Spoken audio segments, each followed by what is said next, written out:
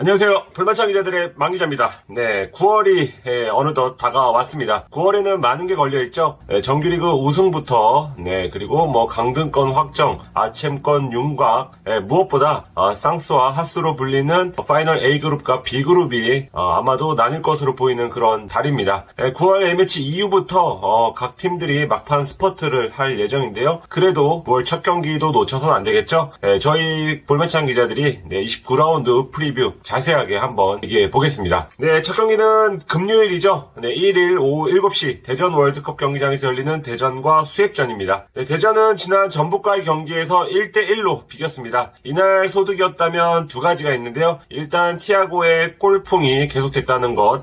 티아고는 3경기의 연속골에 3경기에서 무려 6골을 폭발시키면서 득점 선두를 질주했습니다. 구택의 부상, 유강현의 골 침묵 속에 티아고의 폭발은 대전의 공격 축구를 지탱해주는 가장 큰 힘이었습니다. 티아고의 파트너가 관건인데요. 지난 경기에서는 김인균이 투톱으로 나섰거든요. 이날은 지난 경기 몸 상태가 좋지 않아서 라인업에서 빠졌던 마사가 나설 것으로 보여지고요. 그리고 레안드로의 복귀 가능성도 있어서 3톱과 2톱 사이에서 임민성 감독의 고민이 클 것으로 보입니다. 두 번째는 조유민의 성공적인 복귀입니다. 지난 5월 부상으로 쓰러졌던 조유민 3달 만에 복귀를 했습니다. 오랜만에 경기였음에도 불구하고 꽤 괜찮은 경기력을 보여줬다는 평입니다. 전체적인 리딩 그리고 빌드업 측면에서 대전 수비는 오랜만에 무게감을 보이면서 후반 무실점을 기록을 했습니다. 조유민의 가세로 대전 수비진의 변화가 예고되는데요. 과연 안톤, 조유민 포백이 될지 아니면 안톤, 조유민, 김현우로 이어지는 3백이 될지가 포인트입니다. 포백, 3백 여하에 따라서 좌우 윙백 혹은 풀백의 그림이 달라지고 중원까지 영향을 미칠 수가 있어서 임민성 감독의 선택이 중요합니다. 22야 선수답지 않은 존재감을 보였던 전병관 배준호가 각각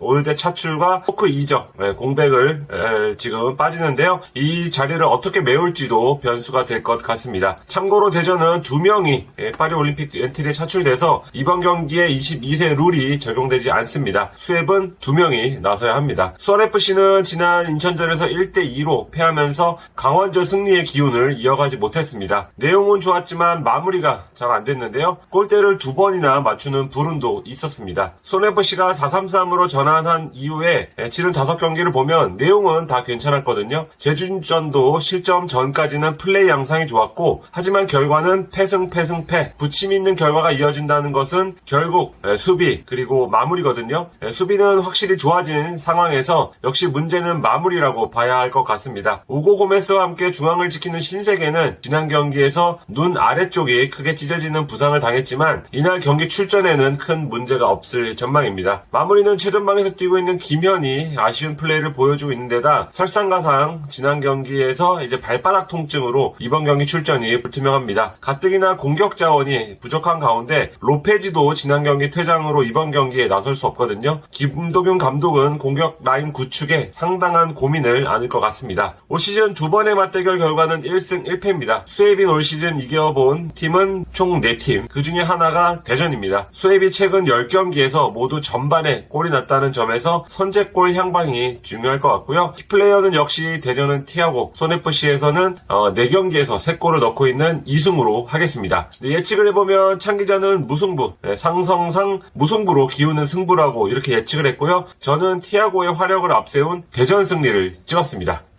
같은 날 대팍에서 열리는 대구와 강원전 보겠습니다. 상스 진입을 노리는 7위 대구와 최하위 탈출을 노리는 강원의 싸움인데요. 9월 첫 경기를 두 팀 모두 승리로 장식하고 싶을 것 같습니다. 대구는 지난 제주전에서 7경기 만에 승리하면서 분위기를 끌어올렸죠. 홈 승리는 6월 10일 수원FC전 승리 이후 2달하고도 보름 만이었는데요. 홈 승률 61.5%를 앞세워서 원정 승률 34.6%인 강원을 상대로 홈 연승에 도전합니다. 강원은 포항과 비기면서 지금 2경기 연속 승리가 없긴 하지만 강호를 상대로도 주눅이 들지 않고 제 플레이를 펼친다는 점은 긍정적이라고 할 수 있습니다. 강원은 원정 8경기 연속 무승을 이번에 끊겠다는 그런 각오입니다. 올 시즌 2번의 맞대결은 1대1과 0대0 모두 비겼습니다. 그 전까지는 각자 홈에서 승리를 거두는 그런 패턴이 반복이 됐었는데요. 스쿼드를 보면 양팀 감독 모두 풋 수준의 라인업을 고수하는 만큼 라인업과 전술에 큰 변화가 될 것 같거든요. 아마도 지난 두 경기에서 비긴 것도 결국은 이런 요인 때문이 아닌가. 왜냐하면 서로 패를 뻔히 다 아는 상황에서 이번 경기도 치른다고 보면 될 것 같습니다. 대구는 중앙 미드필더 이진용이 올 때 대팀에 뽑혀서 이진용 없는 이진용 데이를 치를 전망입니다. 대구는 매 홈경기에 선수 한 명을 지정해서 뭐 땡땡땡 데이라고 이렇게 진행을 하는데요. 지난 제주전에선 이용래 데이였다고 합니다. 그런데 이제 이용래 선수가 부상으로 결장했잖아요. 근데 그런 이용래 없는 이용래 데이에서 승리한 만큼 이번에도 이진용 없는 이진용 데이에서 승리하겠다는 그런 각오입니다. 아마도 이런 이상하지만 기분 좋은 징크스를 이어가길 바랄 것 같고요. 참고로 이용래 선수는 지금 복귀가 임박을 했습니다. 중미조합은 지난 제주전처럼 벨톨라 박세진 또는 벨톨라 이용래가 되지 않을까 싶고요. 나머지 자리는 그대로 나설 것 같습니다. 여러모로 이 경기는 중원 싸움이 중요해 보이는데요.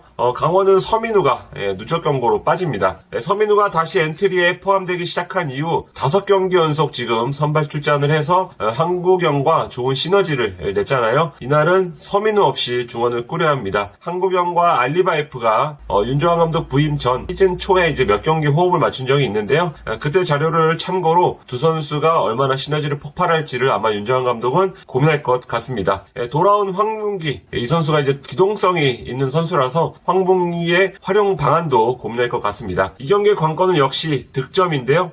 대구와 강원은 각각 최근 7경기와 12경기에서 멀티골이 한 번뿐입니다. 그 정도로 득점이 충분히 나오지 않으면서 잡을 경기를 잡지 못하는 그런 경기가 반복이 됐는데요. 그런 측면에서는 대구는 7경기째 득점이 없는 바셀루스에게 조금 희망을 걸 것 같습니다. 이날 키플레이어로 꼽고 싶은데요. 슈팅 연습을 했다고 하는데 이제 그만 침묵을 끊기를 대구는 바랄 것 같고, 강원은 가브리엘로 뽑았습니다. 지금까지 12개의 슛 그리고 8개의 유효슛으로 아직 득점이 없습니다. 강원이 최근 3경기에서 야고, 강투지, 알리바이프 이렇게 외국인 선수들이 돌아가면서 득점을 하고 있는데, 강원은 이번은 가브리엘의 차례라고 말하고 싶을 겁니다. 예측해보면 저는 무승부를 하겠습니다. 서로가 서로를 너무 잘 안다는 점에서 그렇게 찍었고요. 창기자는 대구 승, 대구가 강원을 맞아서 홈에서 강했다는 이유로 승을 찍었습니다. 2일 토요일로 가보겠습니다. 정말 오랜만에 낮 경기가 열리는 것 같은데요. 오후 4시 30분 빅버드에서 수원과 서울이 슈퍼매치에서 맞붙습니다. 서울이 승점 40점으로 5위, 수원이 승점 22점으로 11위입니다. 6월 맞대결 당시 순위가 서울이 3위였고 수원이 12위였습니다. 서로의 순위가 가까워졌다는 말은 서울은 내림세를 타고 수원은 오름세를 탔다는 얘기겠죠. 실제로 그 사이에 양팀 모두 9경기 치렀는데요. 서울이 9경기에서 1승 5무 3패, 승점 8점 획득에 그쳤고, 수원은 3승 4무 2패, 승점 13점을 획득을 했습니다. 올해 두 번의 맞대결에선 서울이 3대1과 1대0 스코어로 모두 승리를 했는데요. 이번은 수원 홈경기이고 기세도 좋은 만큼 여러모로 이번 슈퍼매치는 다를 거라고 수원은 말하고 싶을 겁니다. 일단 최근 2달간의 흐름은 그렇다는 말씀이고요. 가장 최근 경기에선 서울이 울산과 비기고 수원이 광주 원정에서 대패를 하면서 감독을 안익수 감독에서 김진규 감독 대행으로 바꾼 서울의 기세가 조금 더 좋아 보이는 건 사실입니다. 김진규 대행은 울산전에서 측면과 하프스페이스 공간을 차단하는 전략을 들고 나와서 효과를 봤는데요. 다만 울산전 전략은 공격보다는 수비에 초점이 맞춰져 있었고, 울산과 수원의 스타일이 다른 만큼 김진규 대행이 일주일간 어떻게 경기를 준비했을지 궁금하고요. 이 변화가 병수볼에 얼마나 잘 먹혀들지가 이날 경기의 중요한 포인트라고 할 수 있습니다. 투쟁심을 강조한 만큼 더 적극적으로 뛸 수 있는 선수로 선발진을 교체할 수도 있을 것 같습니다. 서울이 안익수 감독 시절 수원 원정에서 대단히 강한 면모를 보였는데요. 김진규 대행도 이 흐름을 이어갈지 궁금하고요. 수원으로선 광주전 대패 분위기를 빠르게 벗어나는 게 중요합니다. 김병수 감독이 서울전 패배 이후 대구전 무승부, 그리고 수원전 패배 이후 전북전 무승부, 이렇게 여름에 들어서 연패 없이 분위기를 잘 반등을 했다는 점에 대해서 기대를 걸어도 좋을 것 같고요. 있고요. 스쿼드 상태를 보면 뭐 한간에 떠도는 권창훈 선수의 복귀 임박설, 뭐 엔트리 포함설은 사실이 아닌 걸로 보여집니다. 아직 뒤꿈치 통증이 남아 있어서 100% 정상적인 팀 훈련은 하지 못하는 걸로 알고 있고요. 복귀 전까지는 시간이 필요해 보입니다. 광주전에서 이마를 다친 고승범 약 5cm 정도에 찢어졌다고 하는데 봉합을 한 뒤에 절대적으로 안정을 취하라는 의사의 소견이 있었다고 합니다. 그리고 두통도 호소했던 만큼 경기 전날까지 신중하게 투입 여부를 살필 것으로 보이고요. 고승범이 만약 빠질 경우에 유재호가 카즈키의 중원 파트너가 될 가능성이 있어 보입니다. 안병준은 지난 광주전에서 전술적인 이유로 배제가 된 만큼 이번에 돌아올 가능성도 있어 보입니다. 또한 서울의 빠른 측면 공격에 대응하기 위해서 측면 구성에도 변화를 주지 않을까 예상해 봅니다. 서울은 누가 나올지 좀 예측이 어렵다 뿐이지 주요 선수들 중에서는 부상자가 없는 것으로 파악이 됩니다. 최근 엔트리에 들지 못하고 있는 미드필더 이승모 선수는 일단 부상은 아닌 것으로 파악이 됩니다. 키플레이어는 수원 뮬리치, 서울 윌리안으로 하겠습니다. 뮬리치는 기록을 보니까 성남에서 서울을 상대로 K리그 데뷔골을 넣었고요. 올해 4월인가요? 네, 수원 입단 후에 수원 데뷔골도 서울을 상대로 넣었습니다. 지금까지 서울전 3골, 서울의 강한 면모를 보이고 있어서 뽑았고요. 윌리안은 지난 6월 맞대결에서 극적인 결승골을 뽑았던 기억이 있습니다. 지난 울산전에서도 추가 시간 득점으로 영웅으로 등극했다는 점에서 수원이 예의주시해야 하는 선수라고 보여집니다. 두 팀 모두 이제 23세 이하 대표팀에 차출된 이제 수원은 김주찬, 서울은 김신진 선수가 있는데요. 두 선수가 이제 22세 이하 룰을 떼더라도 중요한 역할을 했던 만큼 두 선수의 공백을 메우는 숙제도 떠났습니다. 예측을 해보면 저는 무승부로 하겠습니다. 소문난 잔치에 골이 얼마나 나올까 좀 의심이 되고요. 참기자는 서울 승리했습니다. 최근 슈맨은 서울이었다는 이유에서입니다. 네, 혼자 하려니까 상당히 힘듭니다. 네, 같은 날 오후 7시 인천에서 펼쳐지는 인천 포항전도 보겠습니다. 인천은 뜨거운 상승세를 이어가고 있습니다. 네, 최근 3경기에서 2승 1무, 지난 수협전에서도 주중 아챔 플레이오프에서 120분이나 뛴 강행군 속에서 거둔 승리여서 어떤 팀의 힘을 느낄 수 있었습니다. 내용은 좋지 않았지만 승리를 거머쥐었다는 점에서 지금 인천이 얼마나 좋은 흐름인지 알 수 있었고요. 이제 인천은 3위와 승점 2점 차가 나는 6위까지 올라왔습니다. 단숨에 상위권으로 도약할 수 있는 분위기고요. 인천은 빡빡한 일정 속에서 에르난데스와 신진호까지 복귀하면서 지금 권한진을 제외하고는 거의 100% 전력을 구축을 했습니다. 여기에 일주일간 휴식 텀까지 두면서 완벽한 스쿼드를 됐습니다. 비록 신진호가 누적 경고로 이날 경기에 나설 수 없지만 이명주가 돌아오는 만큼 이명주, 김도혁, 문지환 3미들이 다시 가동될 것으로 보입니다. 민경현이 대표팀으로 빠져나간 왼쪽 자리는 정동윤이 출전이 유력해 보이고요. 네, 지난 경기에 교체로 나섰던 무고사, 제르소, 에르난데스,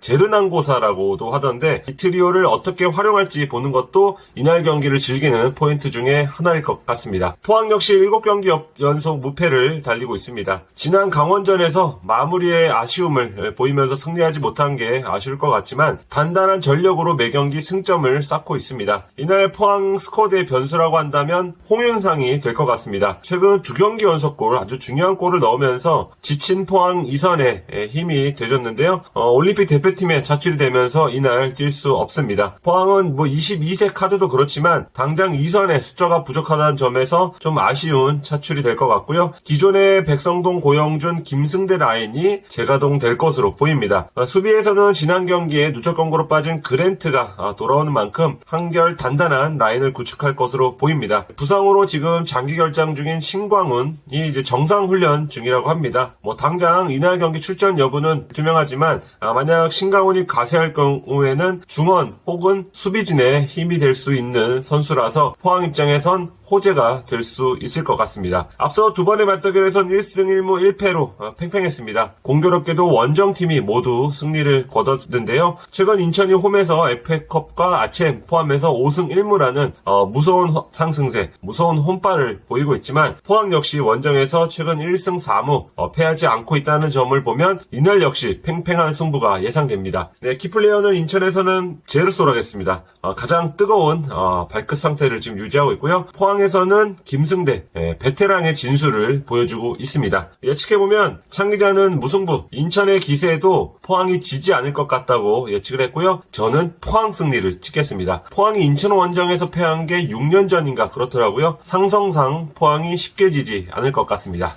네, 3일 일요일에 울산에서 펼쳐지는 울산과 광주전, 개인적으로 가장 기대하는 경기 중 하나인데요. 살펴보겠습니다. 울산은 지난 서울전에서 극장골을 내주면서 연승에 실패했습니다. 대단히 강했던 서울을 상대로 필승 의지를 보였지만 아쉽게 무승부에 그쳤습니다. 소득이라고 한다면 역시 주민규의 부활이었죠. 서울전에 선발로 나선 주민규, 멀티골을 폭발하면서 지난달 8일 이후 50일 만에 골맛을 봤습니다. 울산 최근 부진의 원인 중 하나가 바로 득점력 부재였잖아요. 특히 주포 주민규의 침묵이었다는 것을 감안하면 울산 입장에서는 부활을 위한 큰 고민 하나가 해결된 셈이 됐습니다. 주민규가 몰아치기에 강한 타입이란 점을 감안할 때 주민규의 활약은 주목할 만할 것 같고요. 여기에 번갈아 누적 경고로 빠졌던 센터백 런던 라인이죠. 김영권, 김기희도 이날 오랜만에 다시 호흡을 맞출 전망입니다. 박용우의 이탈로 중원 고민 역시 지금 이동경의 삼성 기용으로 어느 정도 해법을 찾아가는 중입니다. 물론 아직 강력했던 울산의 모습은 아니지만 서서히 답을 찾고 있는 것만은 분명해 보입니다. 광주는 지난 수원전에서 완벽한 경기력 끝에 4대0 승리를 거뒀습니다. 7경기 연속 무패를 달리면서 기어이 3위를 올라섰는데요. 광주의 돌풍이 이렇게 오래 이어질 거라고 예상한 전문가는 거의 없을 것 같은데 이제 완성도 면에서 더욱 올라간 만큼 이제는 강호라고 봐도 무방할 것 같습니다. 여기에 이순민이 국가대표에 선발되면서 선수들 입장에선 이조영 감독 축구를 하니까 국대까지 갈 수 있구나 라는 메시지를 받았을 것 같고요. 그런 분위기가 팀을 더욱 긍정적으로 만들 것 같습니다. 이날 광주는 차포에 상마까지 다 빠집니다. 이날 일단 지난 경기에서 첫 멀티골을 넣었던 엄지성, 그리고 최전방에서 좋은 움직임을 보였던 허율이 빠지고요. 아산이도 경고 누적으로 뛸 수 없습니다. 부상한 수비수 티모는 현재 네덜란드에 가 있고요. 아론 역시 아직까지 출전 여부가 불투명합니다. 모두 핵심 자원이라는 점에서 이정효 감독의 고민이 수밖에 없을 것 같은데요. 이정효 감독은 이번에도 어김없이 답을 찾을 거라고 회심의 미소를 짓고 있는데 그 수가 뭔지 궁금합니다. 앞서 두 번의 맞대결에서 모두 울산이 승리했지만 내용에서는 오히려 광주가 앞섰던 경기도 있었습니다. 때문에 광주도 해볼 만하다고 생각은 하겠지만 현재 팀 스쿼드가 워낙 좋지 않다는 게 고민입니다. 울산은 조현택, 황재환의 차출로 약점이던 22세 고민 없이 경기를 치른다는 점은 호재라고 할 수 있고요. 무엇보다 강했던 홈에서 경기를 치른다는 점에서 호미점을 기대할 것 같습니다. 광주는 이조일 감독의 지략이 키를 쥐고 있을 것 같습니다. 키플레이어는 울산 주민규, 광주는 안영규로 하겠습니다. 양팀 공수의 핵간 싸움이 꽤 치열할 전망입니다. 예측을 해보면 창 기자는 울산 승, 그래도 결과는 울산이 가져갈 것 같다고 예측을 했고요. 저도 울산 승리하겠습니다. 광주 핵심 자원이 많이 빠진 영향이 있을 것 같습니다. 마지막 경기는 제주와 전북전입니다. 오후 7시에 제주 월드컵 경기장에서 열립니다. 반등이 필요한 4위 전북과 9위 제주의 맞대결입니다. 제주는 수협전 승리 이후 원정에서 2연패를 당하면서 중위권 재도약에 실패를 했고요. 전북은 페트레스코 감독 부임 이후에 살아나는 듯한 분위기였는데 최근 3연속 무승을 기록을 하면서 살짝 가라앉은 그런 모습입니다. 아챔권 확보가 목표인 전북으로선 9월 챔피언스리그 일정을 앞두고 최대한 승점을 따둘 필요가 있고요. 제주는 전북전 포함 앞으로 4경기 중 3경기를 지금 홈에서 치르는데 홈파를 충분히 누려서 파이널 A그룹 진입을 위해 마지막 힘을 쥐어짤 그런 계획입니다. 상성에서 앞선 쪽은 전북입니다. 최근 4번의 맞대결에서 모두 승리했고요. 올 시즌 2경기에서 모두 2대0 스코어로 승리를 했습니다. 전북부터 스쿼드를 살펴보면 일단 골키퍼부터 변화가 불가피합니다. 김정훈이 올드에 차출됐기 때문인데요. 차례를 기다렸던 정민기가 골문을 지킬 예정입니다. 김정훈이 지난 경기도 그렇고 간혹 가다가 실수를 범하고 있어서 정민기가 이날 얼마나 안정감 있는 모습을 보여줄지에 따라서 향후 주전 구도에도 영향이 있지 않을까 예상해 봅니다. 전북은 8월에 4경기에서 이제 3실점, 수비가 흔들리거나 그런 건 아니어서 미들 수비 조합은 큰 변화 없이 꾸릴 것으로 보이는데요. 고민은 역시 최전방입니다. 최근 3경기에서 단 2골에 그친 공격진의 때문에 변화가 불가피한데 현재 톱으로 활용할 수 있는 자원이 파파실바 아니면 구스타보라서 크게 변화를 줄 수 있는 상황은 아닙니다. 제주는 전북에서 이제 안현범과 트레이드한 미드필더 김건웅이 누적 권고로 빠져서 중원 조합에 변화가 불가피합니다. 아마도 김봉수, 이기혁 중 한 명이 선발 출전할 것으로 예상하고요. 구자철은 현재 정상 훈련 중이지만 결장 기간이 길었던 만큼 이날 출전을 할지 아니면 9월 A매치 이후까지 기다릴지는 조금 더 지켜봐야 될 것 같고요. 키플레이어는 이번 경기 특수성을 감안했을 때 한 명만 꼽겠습니다. 원래 안현범, 김건웅으로 하면 어떤 이야기거리가 될 것으로 생각을 했는데 김건웅이 빠졌기 때문입니다. 제주에서 안스타로 불렸던 안현범 이적 후에 한 달여 만에 제주 월드컵 경기장으로 돌아옵니다. 녹색 유니폼을 입은 안현범이 제주에서 경기에 나선다면 과연 어떤 모습을 보여줄지, 그리고 남길 감독과 제주 선수들이 경기장 위에서 안현범에게 어떻게 반응할지 보고 싶고요. 안현범이 제주를 상대하는 건 울산에서 데뷔 시즌이죠. 2015년 9월 이후 약 8년 만입니다. 예측해보면 저는 무승부로 하겠습니다. 저득점 무승부 냄새가 나는 것 같습니다. 창기자는 전북 승리했습니다. 22세 변수가 없는 게 크게 유리하게 작용할 것 같다고 예측을 했습니다. 엔딩하겠습니다.